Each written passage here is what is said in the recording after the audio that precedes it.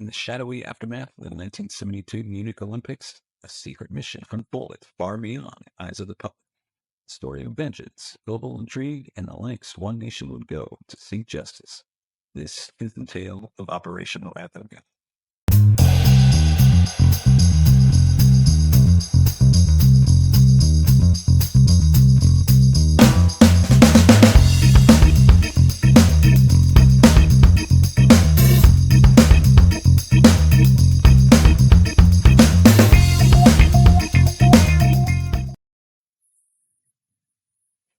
Welcome to an all-new episode of Third Crime Never Sleeps. This week we are diving into the infamous Operation Wrath and God, a nested operation that was birthed out of the bloody Munich Massacre. Today we peel back the layers of one of Mossad's most bold and controversial operations, and the tragic events that sparked this audacious hunt to the global stage were played out, and the intricate strategies employed to bring about justice. We're diving deep into the heart of Operation Wrath and God. So what we'll dive into include what was Operation Wrath and God, who was involved, why did it happen, and was it considered a success? So if you're ready to uncover the answers to these pressing questions and explore the moral complexities on a mission that has become a legendary tale of vengeance and resolve, stay tuned. What you discover may surprise you, challenge your perceptions, and reveal the lengths to which a nation will go in the name of justice. And before we dive into the operation, give us a thumbs up if you like the videos, subscribe to the channel, hit that bell notification button we notify future videos, and of course, leave us your thoughts in the comment section below. So before we dive into the actual operation, we're going to take a look back in August 1972.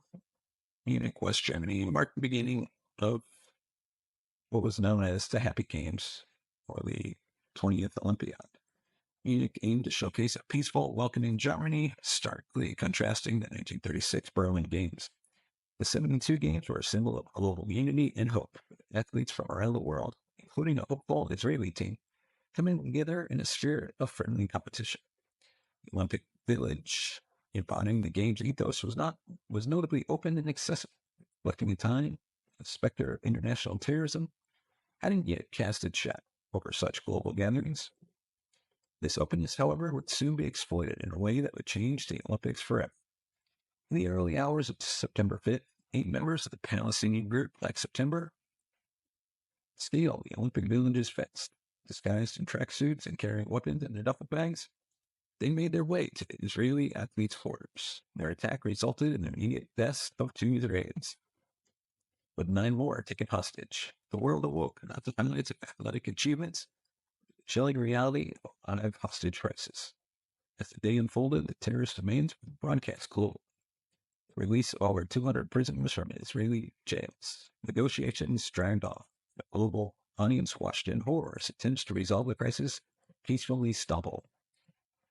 The standoff ended tragically at a local nearby airbase with a failed rescue attempt that saw the deaths of all 9 hostages, a West German police officer, and 5 terrorists.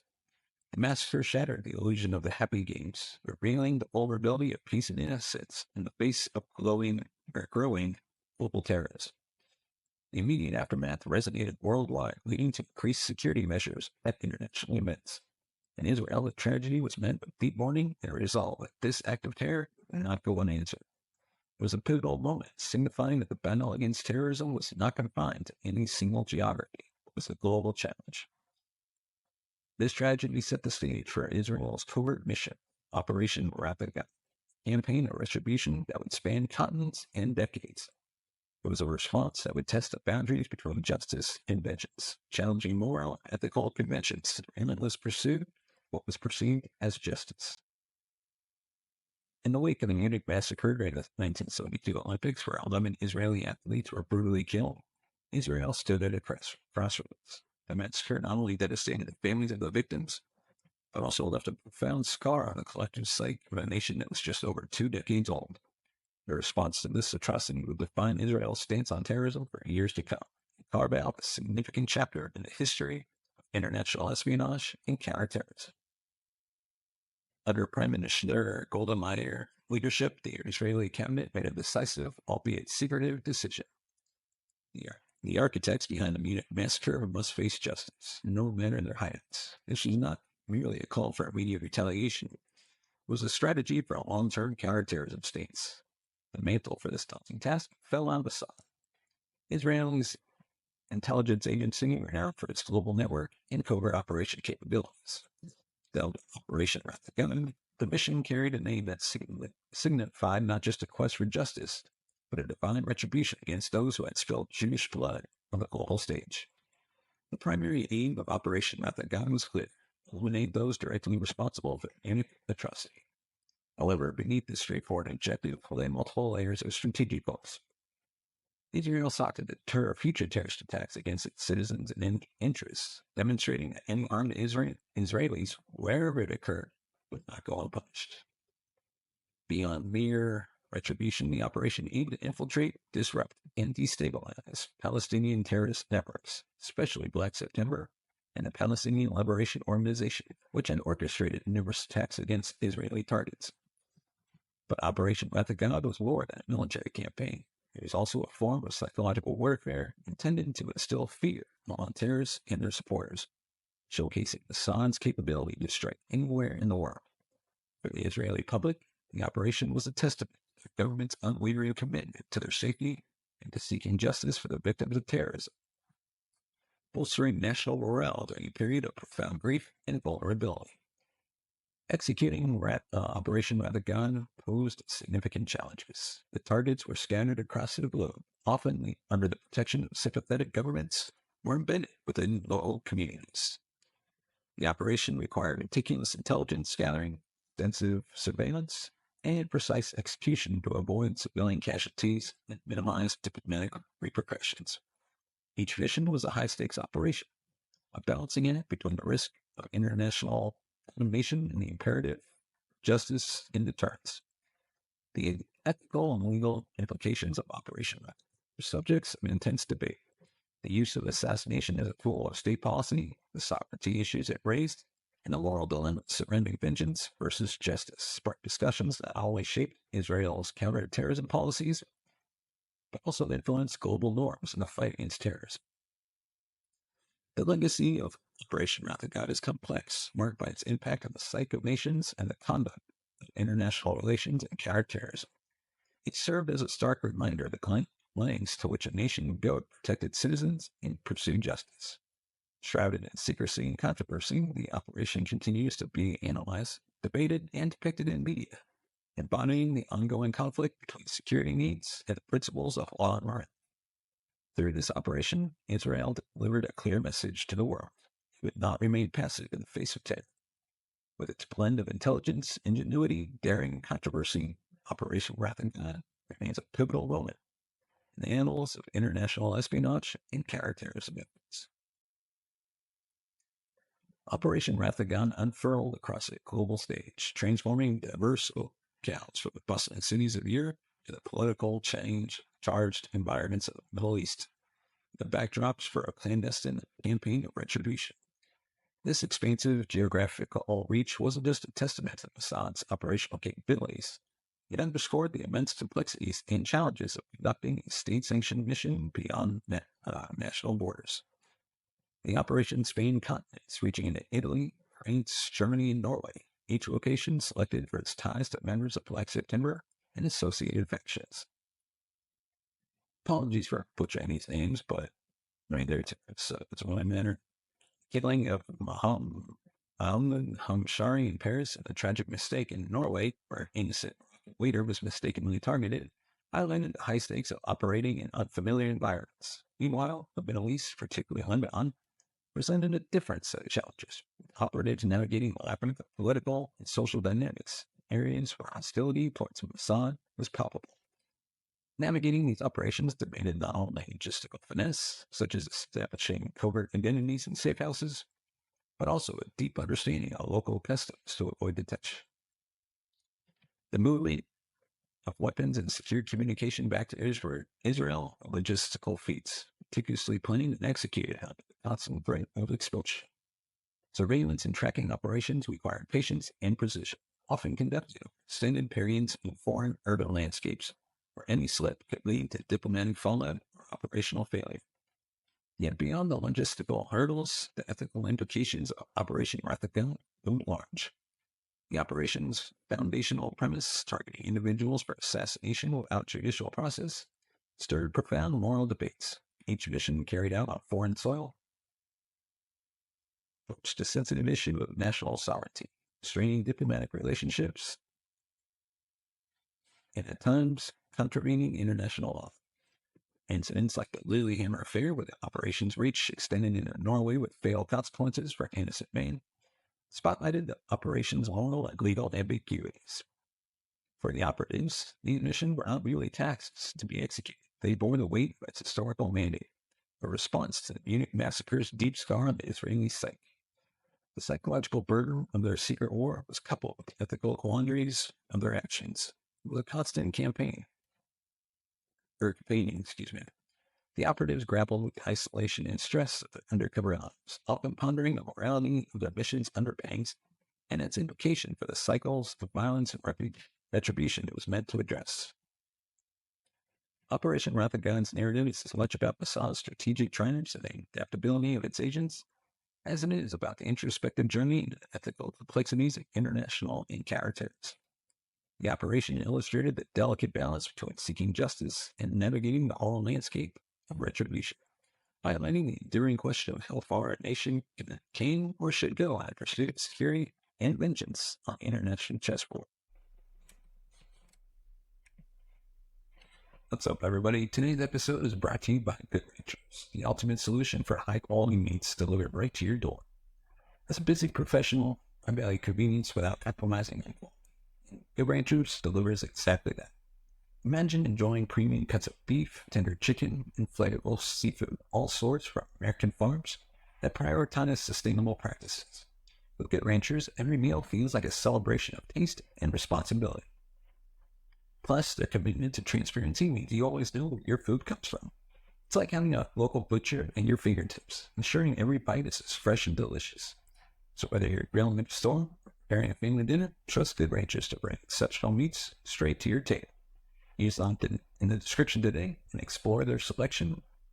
Enjoy the finest meats without leaving home, thanks to Good Ranchers. Now let's get back to ours. In the aftermath of the Munich Massacre, a determined group of Israeli leaders and covert operatives embarked on a mission, like we mentioned, that would indelibly alter the approach to international counterterrorism. The mission was spearheaded by key figures whose resolve and strategic insight orchestrated a global campaign aimed at exacting retribution against the perpetrators. Golda Meir, Israel's prime minister at the time, stood as a pillar in this effort. As the first and only woman to ever hold the office, her leadership was defined by unyielding resolve and a profound sense of duty to ensure the security of the Israeli state and its people. Faced with one of the most challenging decisions of her tenure, Meir sanctioned an unprecedented response to terror. A relentless quest for justice that demonstrated Israel would not be intimidated by acts of terrorism. And apologies for butchering these Israeli names, but at the operational hill was Savi Samir, the chief of Mossad, under whose guidance the intricacies of the Rathagan operation were devised and executed. Samir's tenure was marked by a significant expansion of Mossad's international operations, reflecting a belief in the efficacy of direct action against terrorist threats. His strategic vision and commitment to the mission were instrumental in tracking down and neutralizing members of Black September and related entities, thereby reinforcing Mossad's image as an agency capable of striking precision across the globe. Central to the execution of this audacious mission was the hidden unit, an elite faction within Mossad composed of agents adept in intelligence gathering, close-quarter combat, and espionage. These operatives trained to operate under the cloak of absolute secrecy, responsible for carrying out the assassinations that formed the backbone of Operation Rathagan.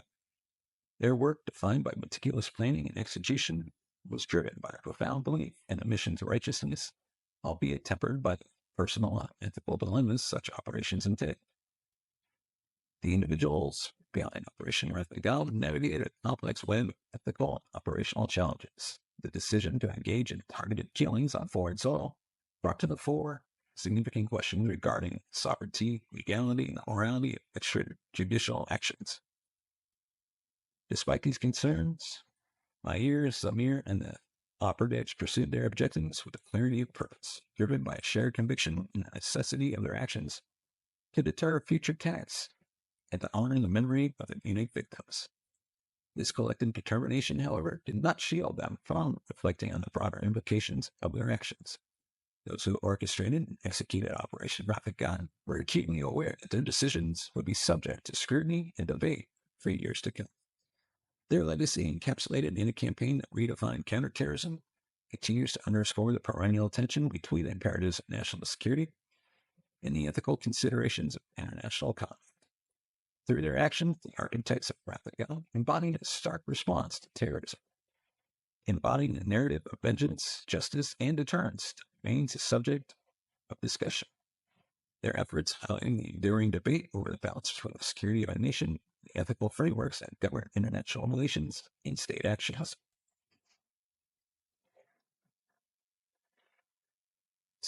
Operation Raffigan unfolded as a masterclass in the meticulousness of Mossad's counterterrorism and intelligence capabilities, showcasing a complex process from the identification of targets to their ultimate neutralization.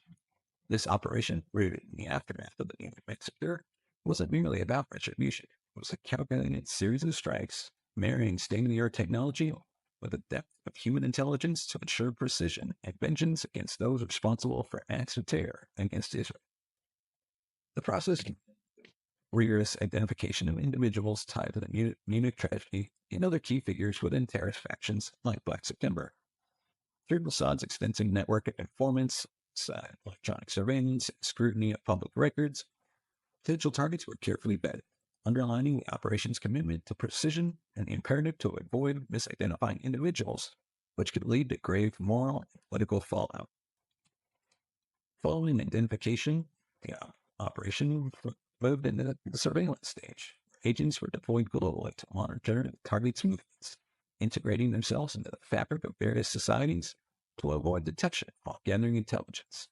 This phase often entailed operatives living undercover for months, if not years, employing a mix of traditional and advanced surveillance techniques to map out targets' routines and pinpoint opportune moments for action.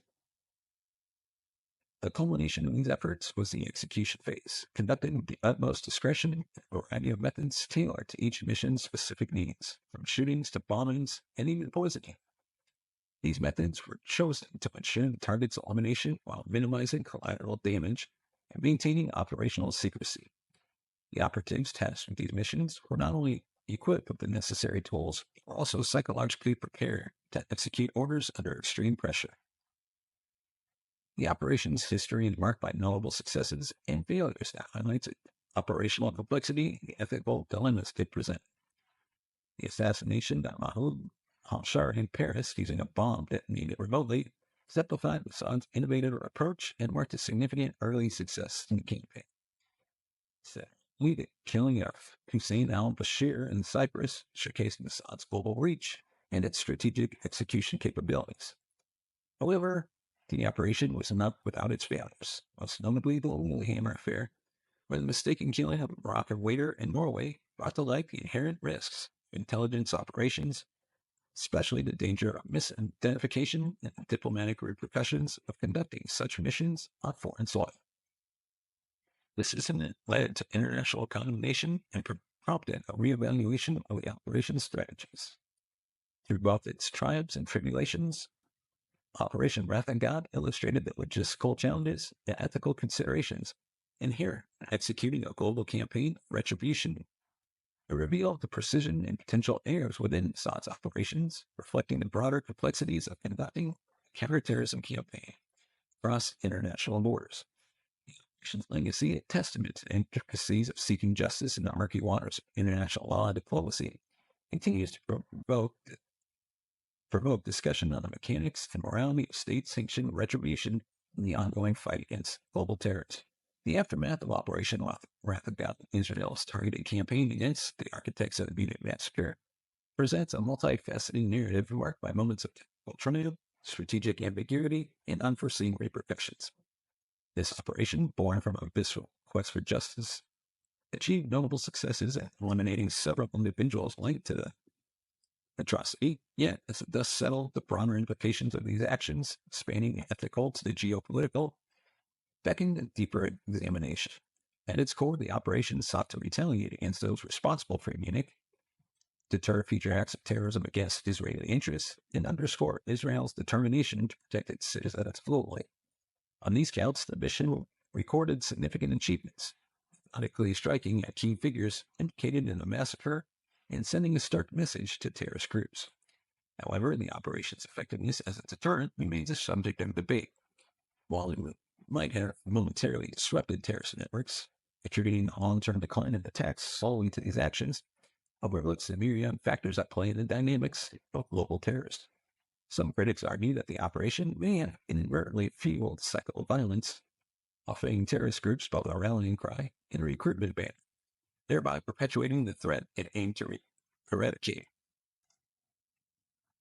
Beyond the immediate realm of operational outcomes, the fallout from Operation Wrath of God raises profound questions about the nature of justice, the ethics of state-sanctioned retribution within international legal framework. The operation stands as a seminal moment in counterterrorism history, embodying the inherent tension between the drive for security and adherence to global norms of justice and human rights. It reflects the dilemmas faced by states in navigating the murky waters of international relations and their quest to safeguard their citizens, the lines between justice and vengeance, between ensuring security and upholding moral and legal principles, often become blurred. In retrospect, Operation Wrath of God offers enduring lessons of complexity and combating terrorism within the bounds of ethical and legal standards. Legacy will enter successes and missteps alike serve as a poignant chapter in a broader discourse on society's pursuit of justice, and the moral costs detailed in such pursuits. The narrative of Operation Wrath of God, with its blend of decisive action and unintended consequences, continues to resonate, reminding us the enduring challenges of balancing the imperative of national security with the imperatives of international law and moral responsibility. Operation Wrath of God, initiated in the aftermath of the massacre, has deeply influenced the tactical landscape of modern counterterrorism and the cultural zeitgeist combinations involved. This audacious response to an act of unprecedented terrorism not only pioneered methods that shaped future counterterrorism efforts, but also sparked a global conversation about the moral boundaries of such actions. The legacy of this operation, complex and multifaceted, continues to resonate, offering insights of the evolving nature of international security and the ethical considerations it entails. In the realm of counterterrorism, the operation introduced a paradigm that underscored the significance of precise intelligence, targeted assassinations, and the necessity for a state to project its power beyond its borders to safeguard its citizens. These strategies, marked by their focus on eliminating individuals deemed a direct threat, have been integrated into the counterterrorism policies of numerous countries. The operation's tactical successes demonstrated the potential efficacy of such measures in disrupting terrorist activities and networks, influencing the development of similar strategies globally. However, the ethical debates spurred by these actions concerning extrajudicial killings, civilian casualties, and the infringement on national sovereignty have also become a staple in discussions about counterterrorism policy, compelling nations to weigh the imperatives of security against the demands of international law and moral principles. Culturally and historically, Operation Wrath of God has left an indelible mark, permeating the media and the collective memory of societies. Through its portrayal of films, documentaries, and literature, the operation has been examined and re-examined, becoming a lens through which broader themes of justice, vengeance, and the human cost of conflict are explored. These narratives vary, with some glorifying the operation's pursuit of justice and others critiquing the cycle of violence it perpetuated. In Israel, the operation is often memorialized as a bold stance against terrorism, a reflection of the nation's commitment to defending its citizens at all costs. Meanwhile, in other countries, particularly those where the operation's mission were carried out, served as a complex chapter, in their own histories, with terrorism and counterterrorism raising questions about sovereignty, legality, and the global fight against it. Let us know your thoughts on this topic in the comment section below. And of course, hit that thumbs up if you like the videos, hit that subscribe button down below, and hit the bell notification button to be notified of future videos. And of course, if you want to support the channel, you can buy us a copy at buymeacoffee.com/TCNS. As always, thank you so much for watching and listening. See you next time.